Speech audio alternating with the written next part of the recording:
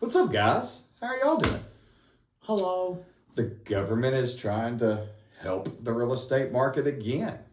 We hope. We do hope. If this passes, I would be really, really amazed that this passes. It does make me wonder if states will still kind of chip away at this. But if the federal government does away with the capital gain tax, which is what I'm really, really hoping for, because right now, if you're Or they're married, at least going to modify it. yes. So right now, if you're married, you can, what is it, 500,000? So, for those of you that don't know, the way capital gains works is if you own the home less than 2 years, 500,000. if you own the home less than 2 years, you're paying. That's considered an investment property, not a primary residence. When you sell it, and therefore you have to pay a percentage tax, 45%. 45% tax on the money that you make off the sale of your home if it's less than 2 years. Now you get over 2 years, you're in the clear because most of the time you haven't made this much money in that 2 year span.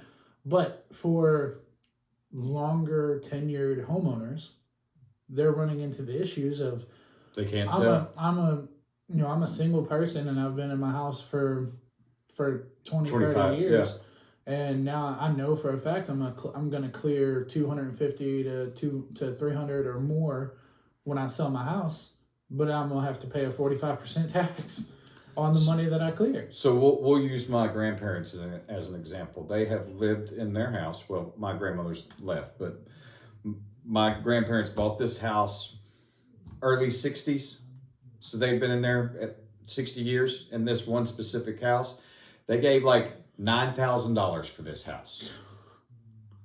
Now, when they sell it, if they were to sell it today, that house is worth about $325 to $330, somewhere in there.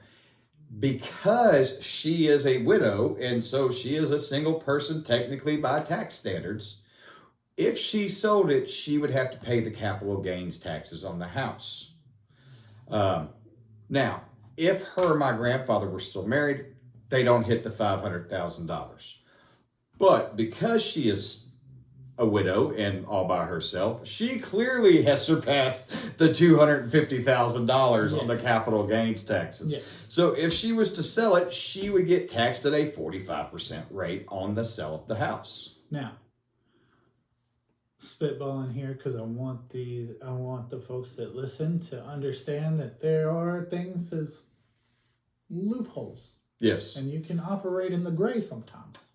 We do not give tax advice. No, we do not. We don't understand tax advice. Nope, we are not We are not CPAs. Nope. We are not certified public accountants.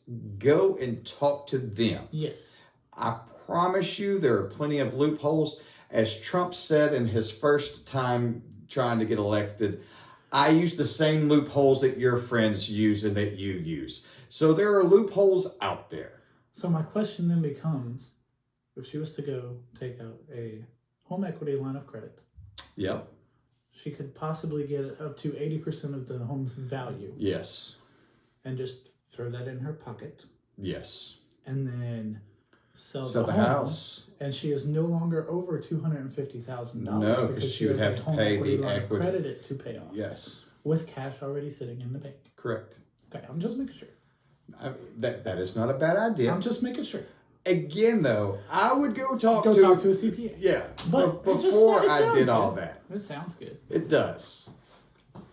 So, most of us don't clear $500,000 after buying a house. I will say that my house, we're not far from it. Like, we bought right before COVID happened, or right when COVID was happening in 2020.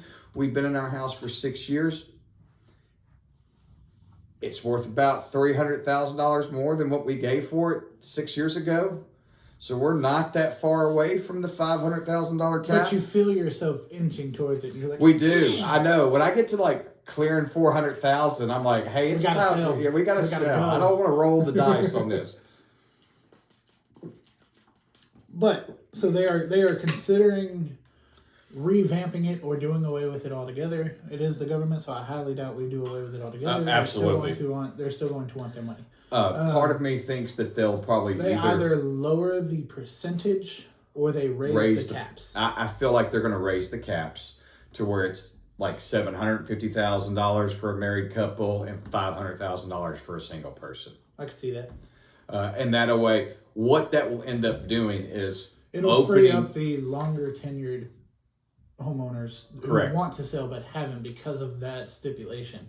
And that'll free up a bunch of inventory and also open up a new buyer pool because people who got to sell, they got to buy something else too. That is correct. Now, the way that I see it is your longer tenured people probably are in bigger houses than what they need at this point. Mm-hmm. So you're going to open up bigger houses while they're more than likely going to downsize to townhomes, condominiums, things of that nature to where they're not having to take care of a yard.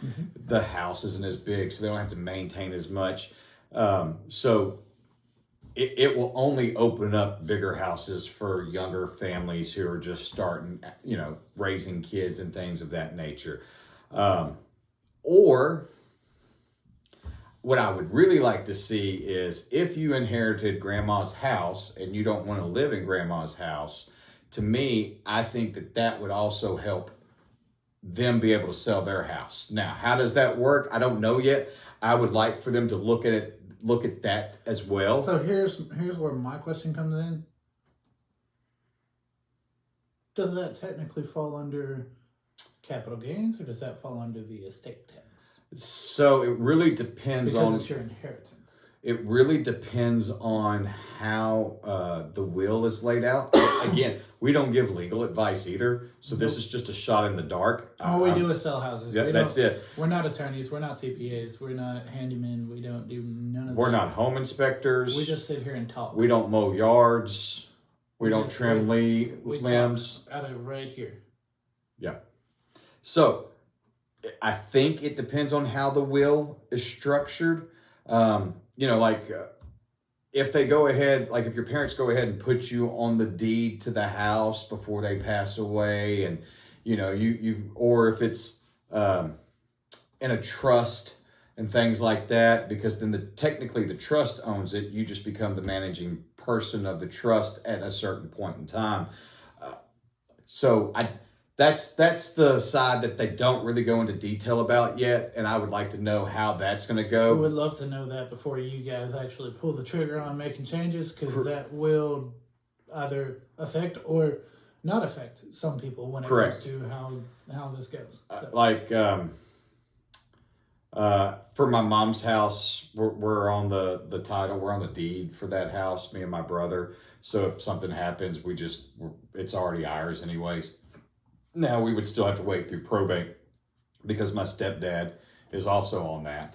And so we would have to, show that he's no longer with us once he passes away. But we should already be on there showing that, hey, we've had it for 6 years now as it being in our name. So that shouldn't affect the capital gains tax. Now, my question would be, and again, it would be a question for the CPA, because it's me and my brother, how does that affect?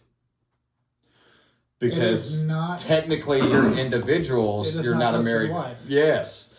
It's so technically it's two individuals. So therefore you're splitting what would be essentially 325, 350, putting both of you under that 250 threshold. No, my mom's house is more than my grandparents' house. Well, either way. Right. But all that being said, maybe that's where the estate tax comes in. Correct. Who knows? Because the government is good at this. They double dip on it, hit you with the estate tax you get hit with both. And the capital gains tax. Surely they're hitting. And then you walk away with nothing. The government has it all. Sucks to suck. You are a peon. All right, you got anything else to add to this? We don't like the government. No. They tax us. More than I care. We used to go to war over things like tea. Yeah. And now we get hit it was a 2% tax. Now we get hit with tax on everything in our life. Yes. And we just let it go. However, the state of Tennessee is better than other states because we don't have a state income tax. We have love my state of fair Tennessee. Sales tax. And I know some people may come at me for the sales tax, but it is the fairest tax because you only pay for what you're buying. So if you can't Kinda like afford living in expensive mutual. things, You you're only not. pay for what you need. Yeah. So if you don't buy the expensive things, then you don't get taxed for the expensive things. If you do buy the expensive things, then you get taxed for the expensive things. Now, could we probably lower the sales tax a little bit, especially on food? Yeah, probably. Essential items. Yes. All right. Yes, we don't like the government. I can go for hours talking about how I have disdain for government, but that's not what you tuned in That is for. neither here nor there. So, but hopefully this will free up more houses. I feel like the government is trying to help the real estate market in different ways. You know, maybe we'll see more houses on the market here in the next couple of years, just because they can not be taxed as high as they used to be. So if that's the case, we'll keep you posted because we will hear about it and share it with you. But if you want to talk about that or possibly going ahead and getting in the market, whether you need to buy or sell something, he's got a team, I got a team, we do all the things, blah, blah, blah, blah, blah. You know the spiel. We'll help you find your way home. He wants to. Let's find home together. Yeah. I don't know. I'm the winner, bro. I'm telling you. Let us know. Let us know which one's better. See y'all next time.